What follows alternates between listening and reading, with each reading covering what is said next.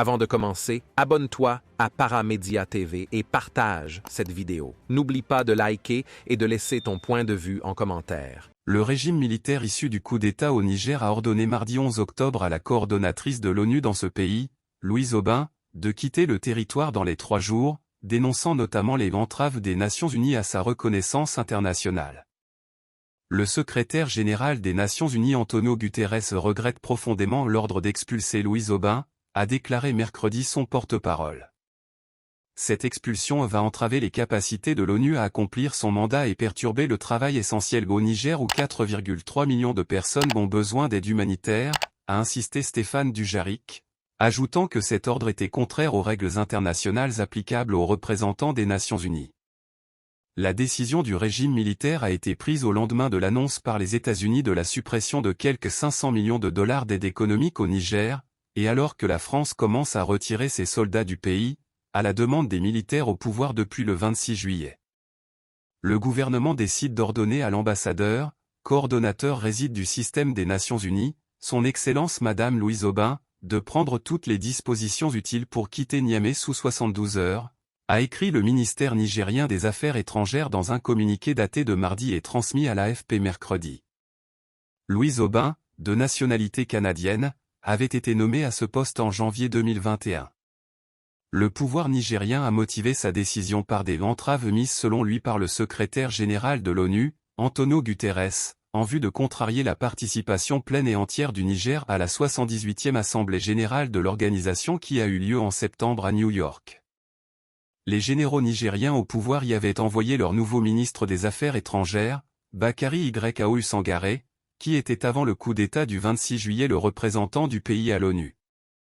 Celui-ci n'avait pas pris la parole lors de l'Assemblée générale.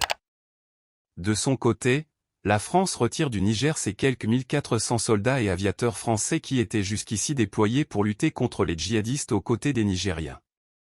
Environ 1000 étaient à Niamey et 400 sur 2 bases avancées dans l'ouest, à Oualam et Tabaré-Baré, au cœur de la zone dite des 3 frontières avec le Mali et le Burkina Faso.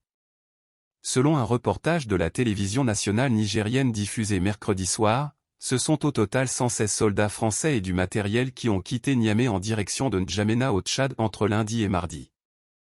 Lundi a décollé un avion avec un premier contingent de 49 soldats, a indiqué Télé Sahel. Mardi, 3 vols ont eu lieu.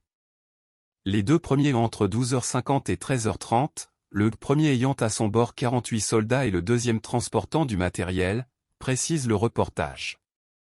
Aux environs de 20h, un autre vol transportait 19 passagers et de la logistique, ajoute la télévision nigérienne. Mercredi, en début d'après-midi, un 4e vol a eu lieu avec à son bord 14 militaires, selon la même source.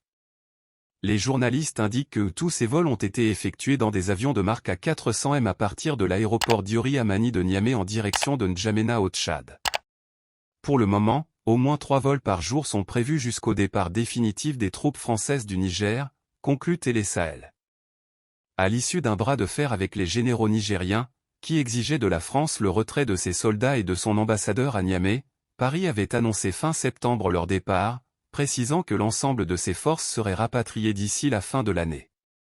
Après le départ de la France du Mali puis du Burkina Faso ces 18 derniers mois, le Niger était devenu le partenaire clé des opérations anti-djihadistes françaises, dans une région où sévissent les groupes armés affiliés au groupe État islamique et à Al-Qaïda. Mardi, les États-Unis, qui comptent quelques 1100 soldats au Niger, ainsi qu'une importante base de drones à Agadez, dans le centre du pays, ont formellement qualifié la prise de pouvoir par les militaires de coup d'État, entraînant la suppression de leur importante aide économique. Les États-Unis vont en revanche et pour l'instant garder leurs troupes au Niger.